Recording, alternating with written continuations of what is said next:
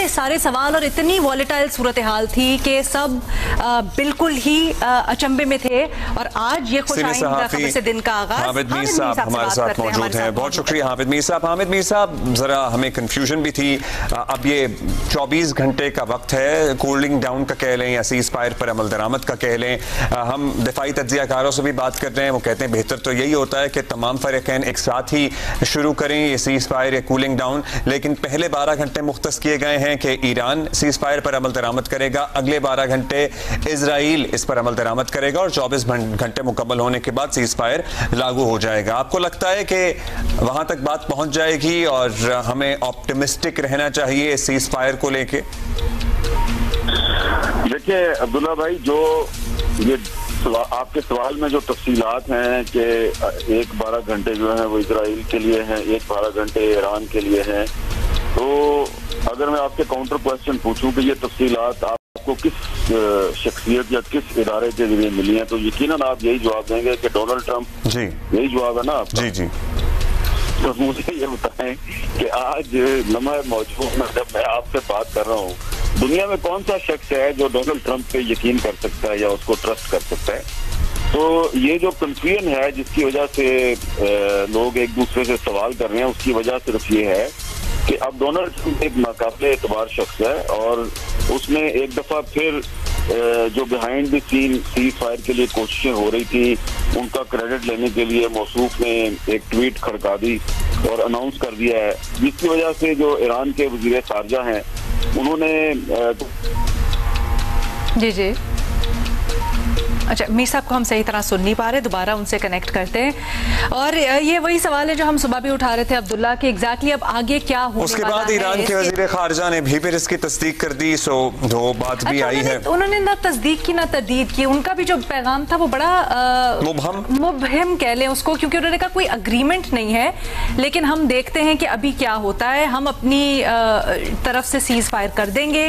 और आपको याद है एग्जैक्ट यही सीन इंडिया पाकिस्तान की जंग जब उरूज पर थी, उस वक्त भी सबसे पहला सीज फायर का ऐलान डोनाल्ड ट्रंप की तरफ से ही किया गया था। सूरत हाल अब्दुल्ला बड़ा मुख्तलिफ है, ये भी हम एनालिस्ट से आगे जाकर पूछेंगे कि पाकिस्तान और इंडिया से हम कंपेयर कर रहे हैं, लेकिन वहां पर उस तरह से अमेरिका फरीक नहीं था, यहाँ पर अमेरिका बराह रास्त फरीक बन गया था। ना सिर्फ इसराइल की वो पुष्टपनाही कर रहा था पहले दिन से, बल्कि बड़ा खुलकर उनको हल्लाशेरी भी दे रहा था। जी, उसके बाद हामिद मीर साहब आप कह रहे थे कि डोनाल्ड ट्रंप साहब ने बयान दे दिया, उसके बाद फिर अब्बास राफ्ती साहब का भी बयान सामने आया, कंटिन्यू कीजिएगा प्लीज।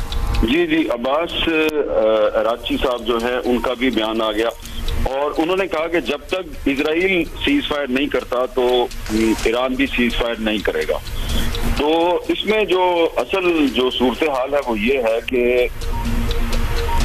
जो जब कल ईरान की तरफ से कतर पे मिसाइल फायर किया गया था, तो ईरान और कतर के जो बहुत से मुश्तरका दोस्त हैं उनकी तरफ से कोशिश की गई कि ये सूरत हाल जो है ये मजीद ना बिगड़े, और क्योंकि कतर और ईरान का जो है वो आपस में एक बहुत ही करीबी ताल्लुक है, और इसमें शायद आपको भी पता होगा कि जितने भी गल्फ कंट्रीज हैं, जितने भी अरब ममालिक हैं, अगर किसी अरब मुल्क के साथ करीब तरीन ताल्लुक और राब्ता है ईरान का तो वो कतर है। तो इसलिए फिर इनके दरमियान बातचीत शुरू हुई और फिर कतर ने ऑफर की। कतर पहले ही जो है वो गजा में भी इजरायली बमबारी को रुकवाने के लिए कोशिश कर रहा है, उसमें भी ईरान के साथ उनका काफी अरसे से कांटेक्ट है। तो उसी तनाजुर में कतर ने ऑफर की कि हम कोशिश करते हैं दोबारा, और उन्होंने फिर जाहिर बात है अमेरिका से बात करनी थी, कतर बराह रास्त इजराइल से तो बात नहीं कर सकता। तो ये इस तरीके से बातचीत अभी चल रही थी, अभी मैच्योर नहीं हुई थी, और कल रात को लेट नाइट खबरें जब आनी शुरू हुई तो फौरन ही ट्रंप साहब जो उन्होंने एक ट्वीट कर दिया, जिसकी वजह से एक सूरत हाल खराब हुई और कंफ्यूजन पैदा हुई। क्योंकि आप मुझे बताएं ना कि ट्रंप जो है वो तो एक पार्टी है ना, वो तो इजराइल के साथ मिलकर उन्होंने ईरान पर हमला किया, तो अगर वो सीज फायर अनाउंस कर रहा है और शुक्रिया भी अदा कर रहा है ईरान का, तो उसको कैसे ईरान जो है वो उसको तस्लीम कर सकता है? तो ये एक सियासी तौर पर एक पॉइंट स्कोर करने के लिए ट्रंप साहब ने क्रेडिट देने की कोशिश की और सीज फायर अनाउंस करके दरअसल सीज फायर की कोशिशों को नुकसान पहुंचाया। लेकिन इसके और दीगर मुल्कों के किरदार की बात करें, बाज लोग कह रहे हैं कि रूस का किरदार भी बड़ा अहम है।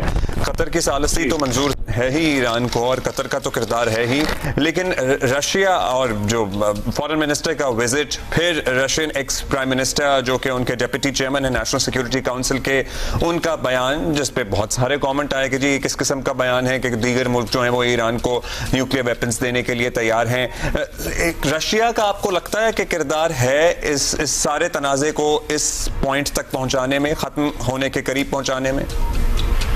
अगर किरदार किसी मुल्क का है तो वो रशिया ही है, क्योंकि ईरान के वजीर खारजा की कल जब सदर पुतिन से जो मुलाकात हुई थी तो उसमें उन्होंने उनको अपने भरपूर ताउन का यकीन दिलाया और उसके बाद फिर उन्होंने अपने जो रशिया के फॉरेन मिनिस्टर हैं उन्होंने भी अपने कॉन्टैक्ट्स को एक्टिवेट किया और उसके बाद ही आप देखें उसके बाद जो है वो ईरान ने कतर पर हमला किया और कुछ मिसाइल जो हैं वो इराक की तरफ भी फायर किए। लेकिन ये सारे सिंबॉलिक अटैक्स थे। उन्होंने हमलों से पहले जो है वो बता दिया, कतर को भी बता दिया, इराक को भी बता दिया और अमेरिकन का दावा है कि हमें भी पता था। जाहिर बात है अगर उन्होंने कतर को बताया तो अमेरिकन के बेसिस कतर में है तो कतर की हुकूमत ने अमेरिकन को भी बता दिया होगा। तो ये सारा सिंबॉलिक था। लेकिन इसमें जो रूस का किरदार है, सदर पुतिन का जो किरदार है वो बड़ा ही इम्पोर्टेंट है और उनके किरदार को और उनकी जो एक कोशिश है उसको हाईजैक करने की कोशिश की है डोनाल्ड ट्रंप ने, लेकिन वो उसमें कामयाब नहीं हुए। अब देखें कि जब डोनाल्ड ट्रंप ने अनाउंस कर दिया ट्वीट के जरिए कि जी मैंने तो जनाब सीज फायर करवा दिया है, तो ईरान ने उसके बाद 3-4 वेव जो है वो नई मिसाइलों की फायर की इसराइल की तरफ और उसमें जो इजरायली मीडिया है वो ये बता रहा है जी कि जो लेटेस्ट जो आखिरी जो मिसाइल फायर किए गए उसमें 3 लोग जो हैं इजराइल में मारे भी गए हैं। लेकिन अब ऐसा लग रहा है कि इजरायली मीडिया ये भी दावा कर रहा है कि इजराइल जो है वो भी काफी इंटरेस्टेड नजर आ रहा है इसमें, काफी उसकी भी कोशिश है सीज फायर की और उसकी वजह यह है कि इजराइल को काफी नुकसान हुआ है। देखिए ना, इजराइल ने जब आज से 12 दिन पहले जब हमलों का आगाज किया था तो उसने जो अपने स्ट्रेटेजिक और पॉलिटिकल ऑब्जेक्टिव बताए थे, यानी कि जो जंगी और सियासी मकासद बयान किए थे ईरान पर हमले के, एक तो ये था कि जी हम ईरान की जो न्यूक्लियर फैसिलिटीज हैं और एटम बम बनाने की सलाहियत है उसको मुकम्मल तौर पे तबाह कर देंगे। और दूसरी ये थी जी कि हम रजीम चेंज करेंगे। रजीम चेंज पर उनका ज्यादा जोर था। तो अब सबको पता है कि ईरान के पास 400 kg के करीब ऐसी यूरेनियम मौजूद है जो 60% एनरिच्ड है और वो तमाम एक्सपर्ट यही बता रहे हैं जी कि वो यूरेनियम जो है वो जिन न्यूक्लियर फैसिलिटीज पे अटैक किया गया वो वहां पर मौजूद नहीं थी और रजीम चेंज जो है वो तो नहीं हुई। इतनी अहम बात है आपकी, इतनी अहम बात है मीर साहब, इसके ऊपर जरा मेरा ख्याल है हम आराम से बात करते हैं, लेकिन पहले आप जरा ये बताएं, मुझे ऐसा लग रहा है आपके पास खबरें भी बढ़ी हैं, फिर जाहिर बात है आपका तज्जिया भी, तो ये सीज फायर तक बात पहुंची कैसे? क्या ये काफी दिन से चल रहा था और उसके बाद अमेरिका ने जो एक अटैक किया वो फेस सेविंग के लिए था, या फिर ये उसके अटैक के बाद सारा का सारा वर्क्स में आया? देखें, ये एक्चुअली सारी हुई है मिस कैलकुलेशन। ये वैसे ही मिस कैलकुलेशन है जैसे कि इंडिया ने जब पिछले महीने अटैक किया था पाकिस्तान पर, तो उनकी भी ऐसी ही मिस कैलकुलेशन थी कि हम मिसाइल फायर करेंगे और पाकिस्तान जो है वो घुटनों के बल गिर जाएगा और जनाब माफी तलाफी होगी और इस खिते में इंडिया की हेजमनी जो है उसको उस पर एक ठप्पा लग जाएगा, एक मोहर लग जाएगी उस पर। लेकिन ऐसा हुआ नहीं, बल्कि उल्टी इंडिया को मार खानी पड़ी और इंडिया का जो गुरूर है वो खाक में मिल गया। इजराइल का भी यही ख्याल था कि जनाब हमने जिस तरह गजा में हजारों फलस्तीनियों को मार दिया है और पूरी मुस्लिम वर्ल्ड में से कोई मुजाहमत नहीं हुई, तो हम ईरान पर जब हमला करेंगे तो ना सऊदी अरब बोलेगा, ना पाकिस्तान बोलेगा, ना कोई और मुस्लिम कंट्री बोलेगा। तो उन्होंने जब अटैक किया तो शुरू में तो ईरान को काफी नुकसान हुआ, लेकिन उसके बाद जब ईरान ने जवाबी कार्रवाई शुरू की और जब ईरान के मिसाइल तेल अवीव में गिरना शुरू हुए तो उसके बाद आपने देखा कि फिर OIC भी हरकत में आ गई, पाकिस्तान, सऊदी अरब, तमाम जो अहम मुस्लिम ममालिक हैं उन्होंने न सिर्फ ये कि इजरायली हमले की मजम्मत की, बल्कि वो उन्होंने मुख्तलिफ ममालिक में मुजाहरे भी शुरू हो गए। तो जो रजीम चेंज का एक प्लान था इजराइल का और अमेरिका का, वो प्लान जो है वो खुलकर सामने आया और नाकाम भी हो गया। और जो उनका कैंडिडेट था रजा पहलवी, उसने खुलकर इजराइल के हमले को सपोर्ट किया, जिसकी वजह से ईरान में उसको भी गालियां पड़नी शुरू हो गई। तो इसमें साफ नजर आ रहा है कि इजराइल के जो तमाम जंगी और सियासी मकासद थे उनके हसूल में वो मुकम्मल तौर पे नाकाम हो गया। और जब वहां पर तबाही फैलनी शुरू हो गई, और अब कोई इस हकीकत से इनकार नहीं कर सकता कि हजारों की तादाद में जो इजरायली सिटीजन हैं वो अपने घर बार छोड़कर कुब्रस के रास्ते से वो फरार हो गए हैं, क्योंकि अक्सर इजरायली सिटीजन के पास अमेरिका की या मुख्तलिफ यूरोपियन कंट्रीज की भी नेशनैलिटी होती है, तो उनके लिए इजराइल से भागना जो है हासिल क्या हुआ अब इसराइल को, और फिर खासकर अमेरिका जो इसकी पुष्पनाही कर रहा था और कूदा इसमें दरमियान में, उनको हासिल क्या हुआ इस सारे से? उनको सिर्फ रुसवाई हासिल हुई है। और लेकिन एक इसमें बहुत बड़ा नुकसान ये हो गया है कि अब दुनिया में जो डिप्लोमेसी है ना, उस डिप्लोमेसी पे एतबार कोई नहीं करेगा, क्योंकि जिस तरीके से आपने देखा डोनाल्ड ट्रंप ने डिप्लोमेटिक सोल्यूशन के लिए 2 हफ्ते का टाइम दिया और 2 दिन में अटैक कर दिया, और उस पर यूनाइटेड नेशंस के सेक्रेटरी जनरल साहब जो हैं वो भी इतने आपको मायूस नजर आए। तो अब अभी भी आप देख लें ना, ये जो अभी डोनाल्ड ट्रंप ने जो सीज फायर का ऐलान किया है, तो उसको ईरान नहीं मान रहा, इजराइल जो है उसने अभी तक उस पर कोई कमेंट नहीं किया, और दुनिया में कोई भी जो है वो अब डोनाल्ड ट्रंप पे एतबार करने के लिए तैयार नहीं है। तो और उससे पहले जो यूनाइटेड नेशंस है उसका सेक्रेटरी जनरल कह रहा है जी कि जो UN चार्टर है उसकी कोई पाबंदी नहीं करता। तो ये जो एक इसमें जो सबसे बड़ा नुकसान हुआ है इस पूरे एपिसोड में, ये जो 12 दिन की इजराइल और ईरान की जंग थी, इसमें जो डिप्लोमेसी है ना वो फेल हो गई है पूरी दुनिया में, और जो इंटरनेशनल लॉ है उसकी अहमियत खत्म हो गई है। और दूसरा जो एक इसमें गेन है वो ये है कि इजराइल जो कि एक बैनुल अक़वामी गुंडे का किरदार अदा कर रहा था, और सब समझते थे कि जिसको रोकने वाला कोई नहीं है, तो उसकी जो दहशत है और उसके जो आयरन डोम के नाकाबिले तस्खीर होने का जो एक की जो मिथ थी वो टूट गई है। तो ये एक गेन है, लेकिन नुकसान इससे बड़ा है। और मुझे लगता है कि अब अगर सीज फायर हो भी जाए तो उस सीज फायर को एक परमानेंट पीस एग्रीमेंट में कन्वर्ट करना बड़ा मुश्किल होगा। उसके लिए कौन बैठेगा, मेज पे कौन बैठेगा? सर, नेतन्याहू की अपनी साख क्या रह गई है? क्योंकि इजरायली मीडिया आप फॉलो कर रहे हैं, वहां पे नेतन्याहू पे तनकीद भी हो रही है, इजराइल डायरेक्शन लेस है, इस बात का भी अब खुलकर तस्करा किया जा रहा है। आपको लगता है कि ये सब इसलिए हुआ क्योंकि मिस कैलकुलेशन जिसका आपने खुद जिक्र किया वो बड़ी मेजर हो गई, क्योंकि शायद ना वो आदी हैं इस किस्म के हमलों के, क्योंकि उन्होंने गजा पे जो चाहा किया, किसी ने कुछ नहीं बिगाड़ा उनका, लेकिन अब उन्हें बंकरों में भी रहना पड़ रहा है। शुरू में तो जाने नहीं दिया था, लेकिन मुल्क छोड़ के भी जा रहे हैं, और वो अपने शहरों पे, बड़ी बड़ी इमारतों पे जिस लग्जरी में वो रह रहे हैं, मिसाइल गिरते हुए देख रहे हैं। सो आपको लगता है कि नेतन्याहू को भी सीरियस डैमेज हुआ है, और ईरान को ऑल्दो बहुत नुकसान पहुंचा, लेकिन उसके गेन्स सतही तौर पर ज्यादा हैं इमेज वाइज? देखिए, ईरान को नुकसान पहुंचा है, ईरान की टॉप मिलिट्री लीडरशिप जो है उसको खत्म करने में कामयाब रहा है इजराइल। लेकिन दूसरी तरफ आप ये देखें कि नेतन्याहू ने कहा कि ईरान में एक डिक्टेटरशिप है और हम ईरान पर अटैक इसलिए कर रहे हैं, हम ईरान जो है उसमें रजीम चेंज इसलिए करना चाहते हैं कि वहाँ पे डिक्टेटरशिप है और वहाँ पे ह्यूमन राइट्स की वायलेशन हो रही है। ईरान नीड्स डेमोक्रेसी, ये नेतन्याहू का नैरेटिव था। लेकिन आप पिछले 2-3 दिन से जो इजराइल का एक बहुत बड़ा अखबार है हारेट्स, उसके एडिटोरियल्स पढ़े। मैं उसकी खबरों की बात ही नहीं कर रहा। जो एडिटोरियल होता है वो अखबार की अपनी एक पॉलिसी और अपनी ओपिनियन देता है। तो हारेट्स जो है वो पिछले 2-3 दिन से जो एडिटोरियल्स लिख रहा है, आप देखिए, वो कह रहा है कि नेतन्याहू जो है वो सिर्फ ईरान के खिलाफ नहीं जंग कर रहा, नेतन्याहू इजराइल में जमहूरियत के खिलाफ जंग कर रहा है। और नेतन्याहू ने जंग के नाम पर इजराइलियों के जो ह्यूमन राइट्स है उनको सस्पेंड कर दिया है। और उसने एक एडिटोरियल में यहाँ तक लिखा है कि एक खातून जो है वो हैफा में जंग के खिलाफ मुजाहरा कर रही थी और उसके बैनर पे लिखा हुआ था नो टू वॉर। उस औरत को गिरफ्तार कर लिया गया और उसने जब पुलिस से पूछा कि मैंने क्या गलत बात किया, तो उन्होंने कहा कि तुम जंग की मुखालफत कर रही हो। ये जंग की मुखालफत का मतलब है कि तुम स्टेट की मुखालफत कर रही है, क्योंकि जंग तो स्टेट ने शुरू किया। तो वो जो हारेट ने अपने एडिटोरियल में लिखा है कि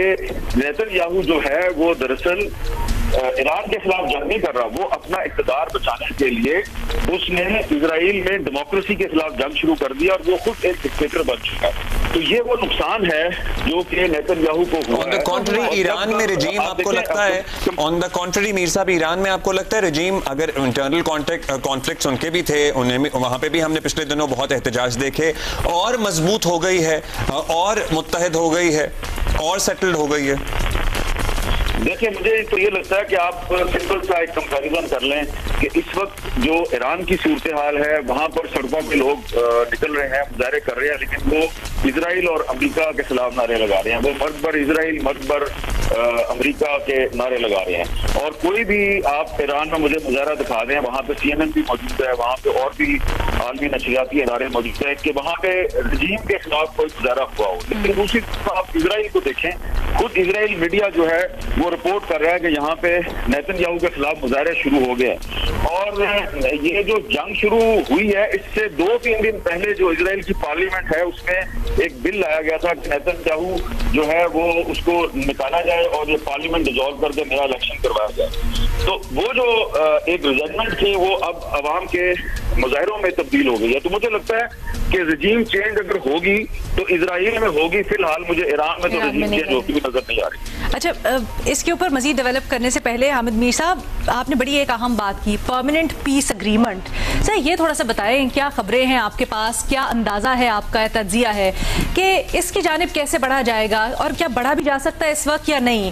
क्योंकि आपको पता है ये जब सारी जंग शुरू हुई, इससे पहले हम एक खाका देख रहे थे जहां पर एक अग्रीमेंट होना था न्यूक्लियर वेपन से मुतल्लिक ईरान के, वो तो बात वहीं पे रह गई। क्या सैंक्शंस ईरान के ऊपर वैसे ही रहेंगी? क्या चीजें स्टेटस को वैसे ही बरकरार रहेगा? क्या आपका अंदाजा है?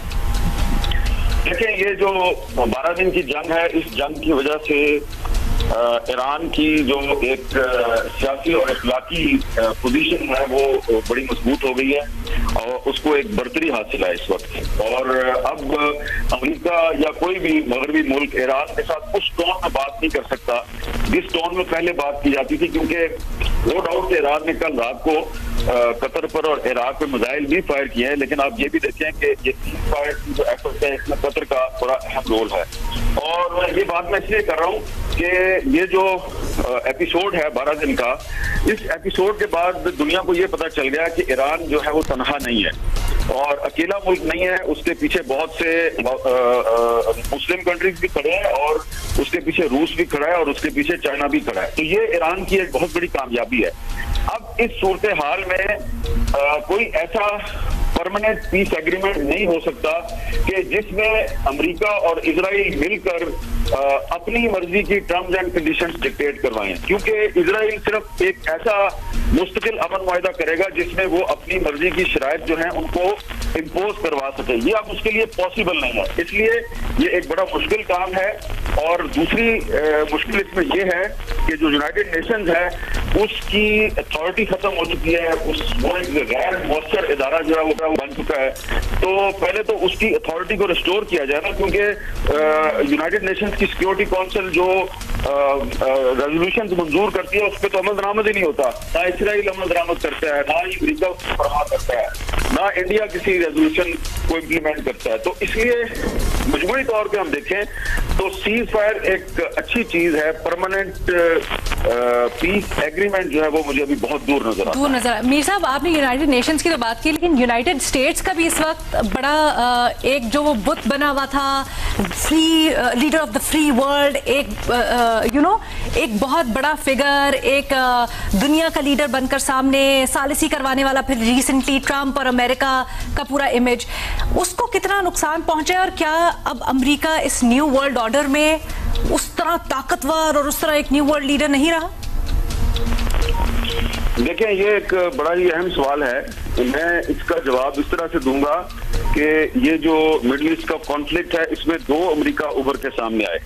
एक अमेरिका वो है जिसको रिप्रेजेंट करता है ट्रंप, और वो अमेरिका जो है वो झूठा है, फरेबी है, धोखेबाज है, और उस पर आप एतबार नहीं कर सकते। लेकिन दूसरा अमेरिका वो है जिसको शैडी बर्गर और बहुत से दीगर जो कांग्रेसमैन हैं वो उसको रिप्रेजेंट करते हैं। आप इस हकीकत से इनकार नहीं कर सकते कि जैसे ही ट्रंप ने ऐलान किया कि हमने ईरान पर हमला कर दिया है, तो सबसे पहला मुजाहरा जो है वो किसी मुस्लिम कंट्री में नहीं हुआ ट्रंप के खिलाफ। सबसे पहला मुजाहरा सैन डियागो में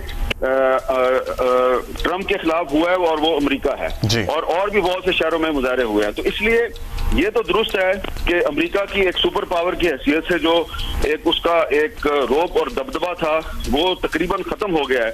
लेकिन दूसरी बात यह है कि अमेरिका का एक दूसरी तस्वीर भी उभर के सामने आई है, और वो उसका एक सॉफ्ट इमेज है जिसको अमेरिका की civil society, human rights activist और आम लोग रिप्रेजेंट करते हैं कि वो जंग के खिलाफ नहीं है। क्योंकि अब उनको ये रियलाइज हुआ है कि कब से हमें जो है हमारी जो डीप स्टेट है वो कभी वियतनाम की जंग में हमें उलझा देती है, कभी हमें इराक की जंग में उलझा देती है, कभी अफगानिस्तान में उलझा देती है, और हमें सिवाय रुसवाई के और मुश्किलात के कुछ नहीं मिलता। इसलिए अमेरिका में सबसे ज्यादा मुझे ये नजर आती है वेव जंग के खिलाफ। अगर जज्बात अगर किसी मुल्क में हमें नजर आते हैं जिसकी तर्जुमानी सड़कों पे मुजाहरों में भी नजर आ रही है, तो वो अमेरिका है। सर B2 बमबार तैयारे जब इतने, और ट्रंप जो है वो असली अमेरिका को रिप्रेजेंट नहीं करता। सर इजराइल की तरफ से वैसे हम अपडेट दे रहे हैं कि अभी तक कोई बयान नहीं आया, लेकिन क्या लगता है आपको America on the country, particularly Donald Trump, वो तो कहते हैं कि मेरी पोजीशन और मुस्तहकम हुई है, मुझे तो अवार्ड मिलने चाहिए क्योंकि मैंने भारत और पाकिस्तान की जंग रुकवा दी। अब इस जंग बंदी का भी सबसे पहले उन्हीं की तरफ से इंदिया या इशारा या ऐलान किया गया। फिर अमेरिका ने अपनी जो फौजी ताकत है वो भी मनवाई कि दुनिया में सिर्फ उसी के पास B2 बमबार तैयारे हैं जो इतना डीपली पेनिट्रेट कर सकते हैं और इस तरह किसी मुल्क पे हमला कर सकते हैं। सो वो तो अपनी बड़ी कामयाबी गर्दान रहे हैं इसको।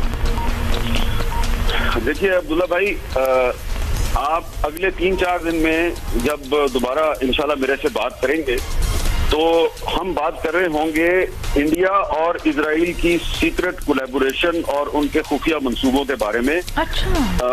और ये आप देख लीजिएगा, क्योंकि ये जो 12 दिन थे, इन 12 दिन के दौरान जिस तरीके से इजराइल ने अमेरिका की मदद से जो इंटरनेशनल लॉ है उसकी धज्जियां उड़ाई हैं, तो उसका सबसे ज्यादा फायदा जो है वो इंडिया उठाएगा। और इस वक्त आप देखें कि इंडिया में बहुत सी ऐसी बिहाइंड द सीन सरगर्मियां चल रही हैं जिनका मकसद ये है कि पाकिस्तान पर दोबारा हमले के लिए कोई राह हमवार की जाए या कोई एक और फॉल्स फ्लैग ऑपरेशन किया जाए। तो मुझे खतरा नजर आ रहा है कि आने वाले दिनों में जो इंडिया है वो इजराइल की जो गलती है उसे सबक सीखने की बजाय दोबारा उससे सर खतरे के बादल तो अभी तक गजा पे भी मंडला रहे हैं। आपको लगता है कि वहां इस सूरत हाल के सेटल होने के बाद वहां सेटलमेंट की राह हमवार हो सकेगी, कोई जंग बंदी हो पाएगी और जुल्म के पहाड़ जो इजराइल वहां तोड़ा है उसको कोई उस हाथ को कोई रोकेगा?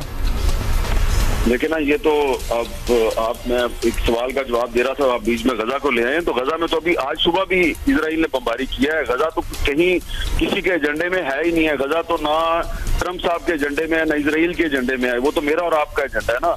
तो ये गजा की बात जो है वो बिल्कुल इम्पोर्टेंट है, उसके बारे में भी हमें सोचना चाहिए। लेकिन मुझे गजा के बारे में फिलहाल कोई पॉजिटिव डेवलपमेंट नजर नहीं आ रही। मुझे सिर्फ ये नजर आ रहा है कि ये जिस तरीके से ट्रंप साहब जो हैं वो एक खुद साख्ता सीज फायर इम्पोज करने की कोशिश कर रहे हैं दुनिया पर, इसका नतीजा जो है वो इस खित्ते में हमें भुगतना पड़ेगा। और आने वाले दिनों में मैं देख रहा हूँ कि हिंदुस्तान की तरफ से दोबारा जारियत का खतरा जो है वो बढ़ रहा है। सर ये भी बताएं पाकिस्तान इस सिलसिले में क्या कर सकता है? पाकिस्तान को अपनी सिफारती कोशिशें दोबारा से तेज़ करनी होंगी, पाकिस्तान को स्ट्रैटेजाइज इस तरह से करना होगा। कल एक बड़ा अहम इजलास भी हुआ, उससे मुतल्लिक क्या मजीद कोई डिटेल्स आपके पास या आप तज्जिया करें? देखिए उसके मुताबिक जो डिटेल्स हैं वो अगर जिन्होंने इजलास किया अगर वही बताएं तो बेहतर है, वरना वो कहेंगे जी कि ये आपने अंदर की बात जो है बाहर क्यों बता दी। मेरी तो जो इंफॉर्मेशन है वो यही है कि उस इजलास में इंडिया इजराइल सीक्रेट कोलैबोरेशन और उनके जो खुफिया मंसूबे हैं पाकिस्तान के खिलाफ उस पर भी बात हुई है। और इस सिलसिले में अगर इंडिया जो है उसने अपनी माजी की जो गलतियां हैं उनसे सबक सीखने की बजाय दोबारा जारहियत का इर्तिकाब किया तो फिर पाकिस्तान तो वही करेगा ना कि जो ईरान ने इजराइल के हमले के बाद किया है। तो ईरान जो है उसकी तो आपको एयरफोर्स जो है वो कहीं नजर नहीं आई, उन्होंने मिसाइल जरूर चलाए, लेकिन पाकिस्तान की एयरफोर्स तो आपको नजर आ गई थी इंडिया के हमले के बाद। तो अगर इंडिया ने दोबारा हमला किया तो फिर आपको जरा पाकिस्तानी एयरफोर्स जो है उसको अपने मजीद कारनामे जो है आपको दिखाने का मौका मिल जाए। मीर साहब आपने तो हमें बड़ी तशवीश में मुब्तला कर दिया है। ये ईरान और इसराइल के दरमियान कूलिंग पीरियड से एक उम्मीद आ गई थी कि शायद दुनिया में एक जरा सांस लेने का हमें टाइम मिले, कुछ कूलिंग पीरियड हो, लेकिन आप कह रहे हैं अभी कोई कूलिंग पीरियड आपको नहीं लग रहा। क्या वाकई में हम सांस ले सकते हैं अब सेफली या नहीं?